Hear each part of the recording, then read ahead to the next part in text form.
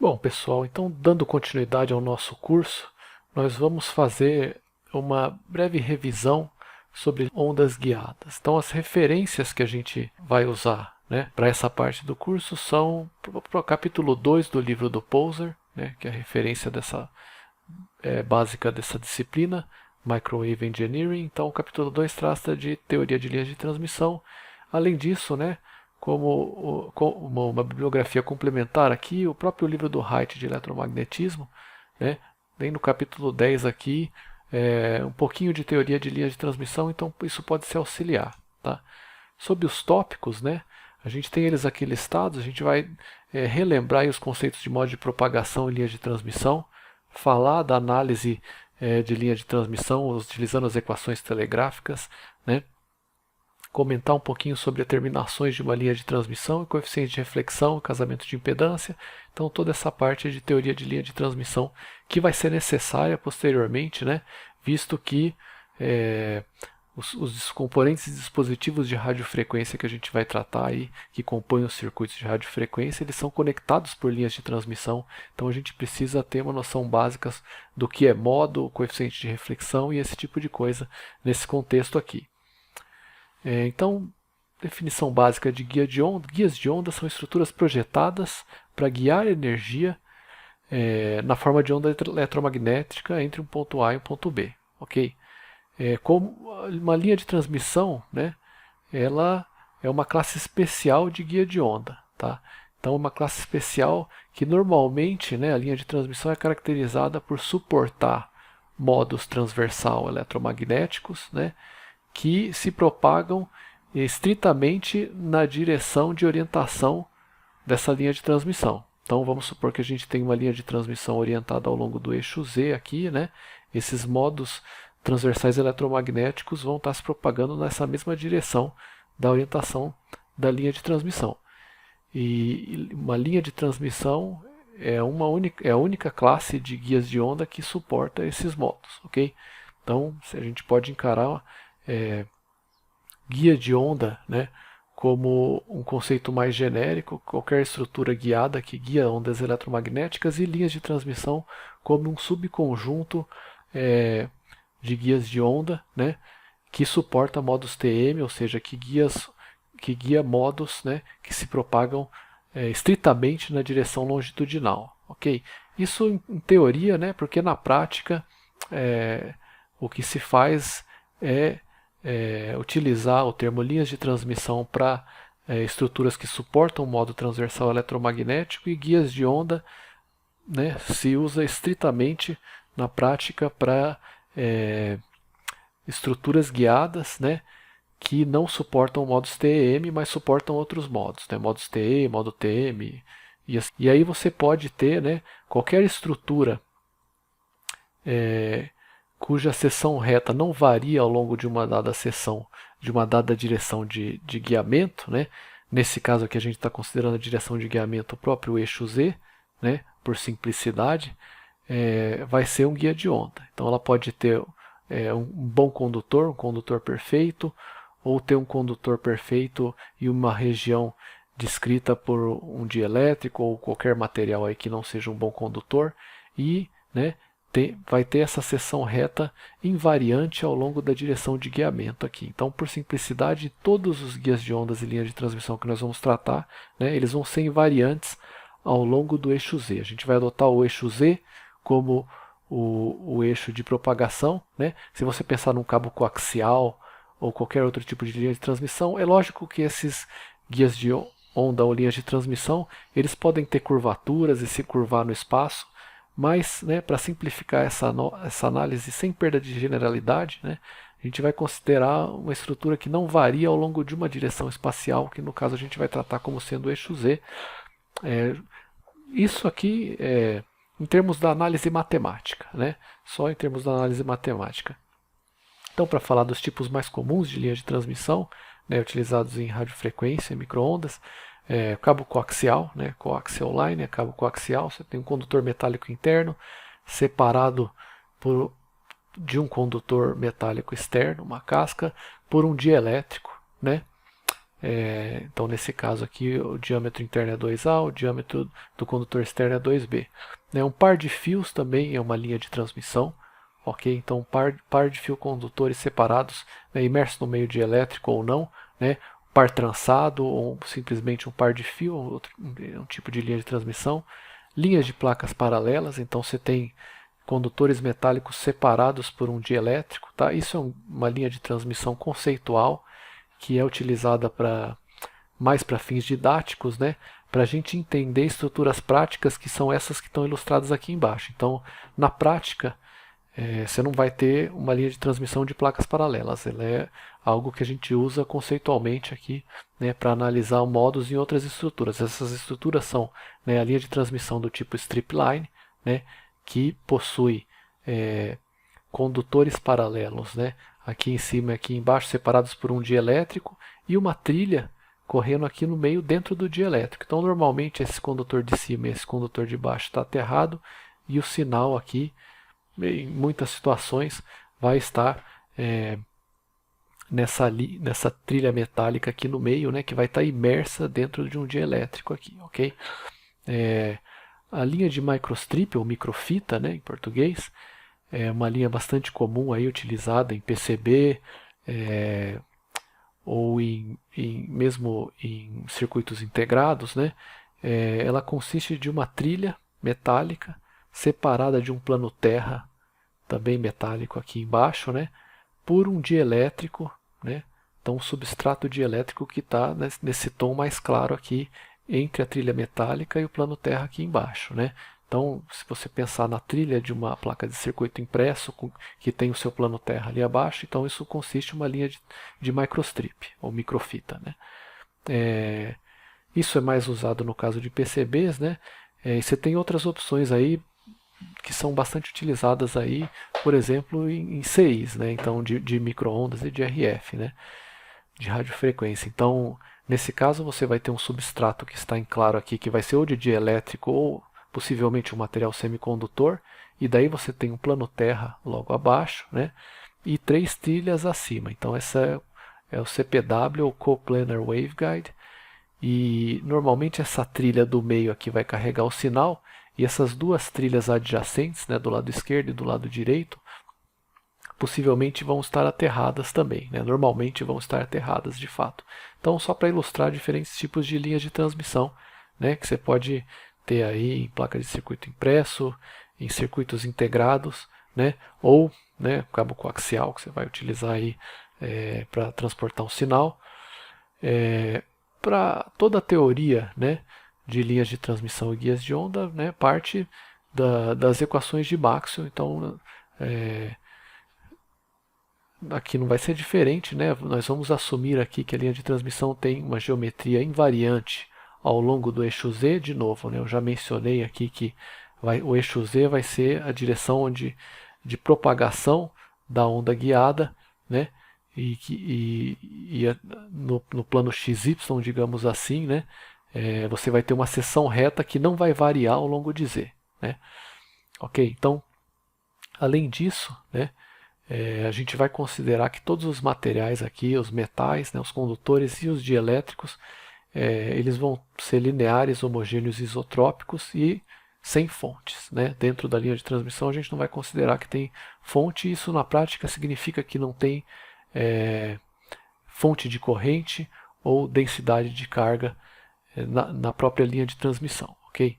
Então, nesse caso, as equações de Maxwell, como nós vimos no final da aula passada ali, nos últimos slides, pode ser escrita na forma fasorial, omitindo os termos relativos às fontes. Então, por exemplo, aqui na lei de Ampère, na forma diferencial, você não tem a corrente de deslocamento, perdão, você tem justamente a corrente de deslocamento, você não tem a corrente de condução, o J, mas nessa forma aqui, então, e por exemplo, aqui o que seria a lei de Gauss, ela não vai ter a densidade volumétrica de cargas. Então, equações de Maxwell, onde a permissividade elétrica aqui a gente vai assumir, sem perda de generalidade, que ela é complexa para contemplar inclusive meios com perdas, então dielétricos que atenuam, dielétricos com perdas. Então, como a gente viu, a permissividade vai ter uma parte real, que vai ser a epsilon', e uma parte imaginária, né? Então a parte imaginária vai ser menos epsilon duas linhas aqui no caso, né? O epsilon duas linhas, da forma como a gente escreveu na aula passada, ele também pode ser escrito como sendo igual a epsilon' vezes a tangente de perdas, de forma alternativa, mas isso daí, ok? Se a gente tratar as equações de Maxwell, né, considerando o sistema de coordenadas cartesiano, né, de coordenadas cartesianas, você vai ter que tanto o campo E quanto o campo H vai ter componentes, né, x, y e z, então é x, y, ez, hx, hy, hz, e a gente pode escrever, né, a lei de Faraday e a lei de Ampère em coordenadas cartesianas. Então essa aqui é a componente x da lei de Faraday, y e z, componente x, y e z da lei de Ampère, né? Então o rotacional do campo elétrico tem sua componente x dada por isso daqui, né? Del y e z menos del z e y, a x e assim por diante, né? Então simplesmente a lei de Faraday e a lei de Ampère expandida em coordenadas cartesianas, ok? Bom, aqui a gente vai assumir a priori, né, soluções transversais eletromagnéticas, ou seja, cujo campo elétrico e o campo magnético é transversal ao eixo de guiamento, né, que a gente vai falar de guias de onda, que é o eixo Z. Então, se o campo E e o campo H são ortogonais ao eixo Z, né, o eixo de propagação, a gente tem que as componentes Z, né, tanto do campo E quanto do campo H, são nulas. Então, esse termo aqui é nulo, né, assim como ele aparece aqui novamente, e o Hz aqui e aqui também é nulo. Então, nós já simplificamos, né, esse conjunto de 6 equações aqui, que na verdade são a lei de Faraday e a lei de Ampère, e ele se torna isso daqui, né, eliminando os dois termos que eu mencionei, né. Então, para a linha de transmissão, nós vimos que uma solução transversal eletromagnética é possível, né, e ela tem, né, por definição, campo elétrico e magnético ortogonais à direção de propagação, que nós estamos assumindo como sendo o eixo Z. Né, dessa forma, EZ e HZ são nulos. Então, as duas primeiras equações de Maxwell se reduzem a isso daqui. Né. Aqui também você tinha HZ e EZ, então todos esses termos caem fora. Se a gente considerar esse conjunto de duas equações aqui e derivar com relação a Z, né, a gente obtém o seguinte, né, derivando a primeira com relação a Z, a gente obtém essa expressão aqui, né, então vamos voltar no slide anterior, então derivo o lado, primeiro o sinal de menos cancela, né, deriva o lado esquerdo, você tem a derivada de segunda ordem de y com relação a z, deriva o lado direito, você tem a derivada de hx. Então a gente obtém essa expressão aqui, ok? Voltando novamente, né, derivando essa segunda expressão com relação a z, você tem del quadrado, del z quadrado de x, igual menos j ômega mi del hy del z. Então, que está aqui embaixo, né? Agora a gente pode pegar as duas equações que estão aqui, né, e que vêm da lei de Ampère, né, e reproduzi-las aqui embaixo. Então elas estão aparecendo aqui embaixo novamente, né, e a gente pode agora, uma vez que a gente derivou aqui, substituir, né, a derivada com relação a z de hx por esse termo aqui, e a derivada com relação a z de hy por esse termo aqui, né? Del hy del z é igual a isso daqui. Fazendo isso, a gente diretamente obtém isso daqui, tá? Ok? Então, o que vai acontecer aqui, né? Imagina que a gente está substituindo esse termo aqui, você vai ter j multiplicado por j, vai dar menos 1, ômega ao quadrado, mi, vezes epsilon e y. Então, passando para o lado esquerdo, o sinal de menos vira mais, e aqui o que a gente está chamando de k ao quadrado, então, portanto, né, ômega ao quadrado vezes mi epsilon, ok? Então, de novo, né, a gente já quando tratou de onda plana uniforme, a gente definiu a constante de propagação. Então você tem algo muito semelhante aqui, né? Você obtém uma equação de Helmholtz para a componente y do campo elétrico e para a componente x do campo elétrico também.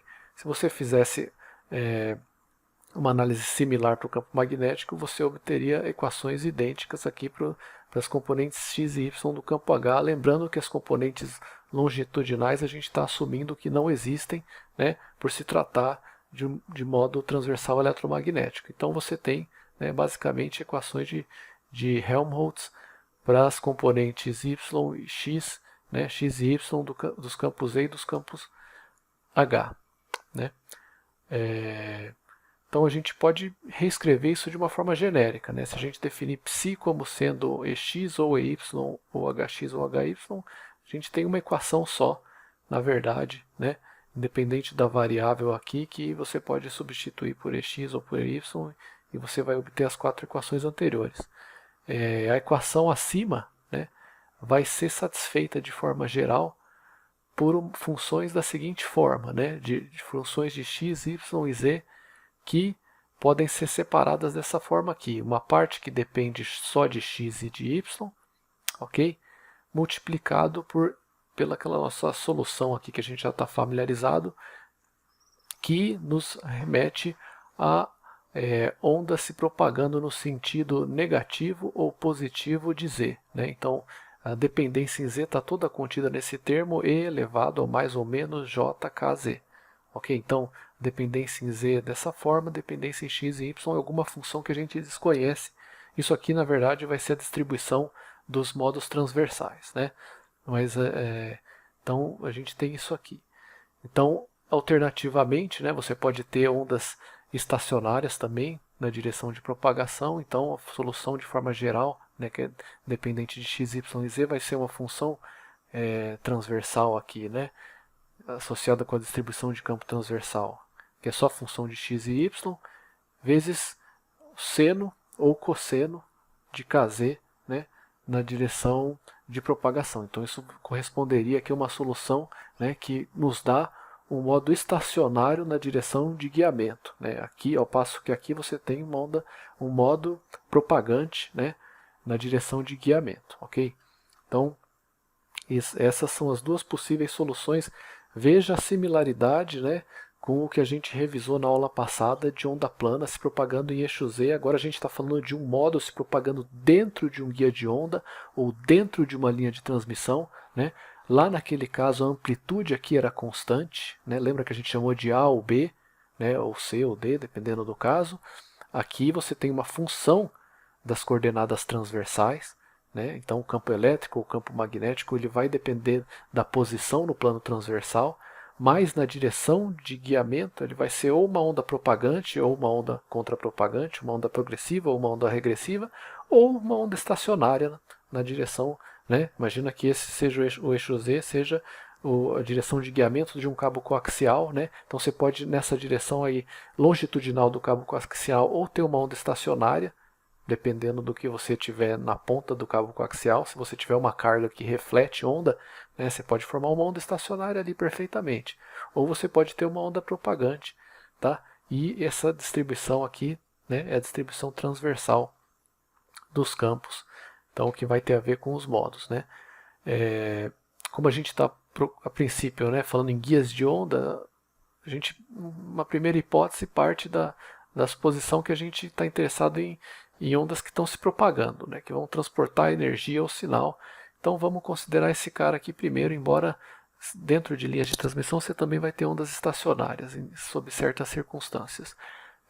Então vamos considerar esse primeiro caso aqui, né, então uma onda regressiva ou progressiva na direção de guiamento, né, na direção de propagação, e a gente tem que, aqui da mesma forma, né, o K, a constante de propagação, vai ser dada por uma parte real ou uma parte imaginária, né, que a gente pode tratar dessa forma aqui, a parte real como sendo a constante de fase, e a parte imaginária, que seria menos alfa aqui, né?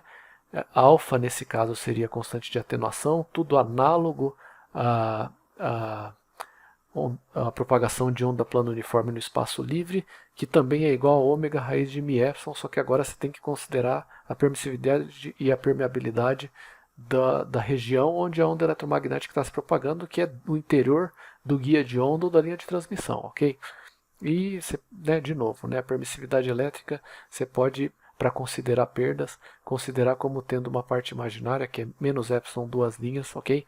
Tudo análogo ao que a gente viu anteriormente. Eu não vou ficar repetindo aqui N vezes, E aí a gente pode, tendo isso em vista, escrever o campo elétrico agora de um modo transversal eletromagnético como tendo uma componente transversal do campo somente, que se a direção longitudinal é z, então a componente transversal do campo vai ser x e y, então não vai haver EZ, que cada uma das suas componentes,